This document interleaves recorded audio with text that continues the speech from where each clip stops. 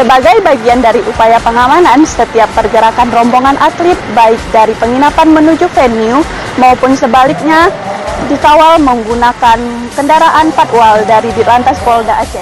Sebagai tuan rumah, Aceh telah mempersiapkan diri secara maksimal untuk menyukseskan acara ini dengan fokus pada infrastruktur, keamanan, dan pelayanan kepada para atlet dan pengunjung. Sampai saat ini, pengawalan berjalan aman dan tertib. Demikian yang dapat saya laporkan langsung dari arena pertandingan cabang olahraga basket PON ke-21 Aceh Sumut 2024.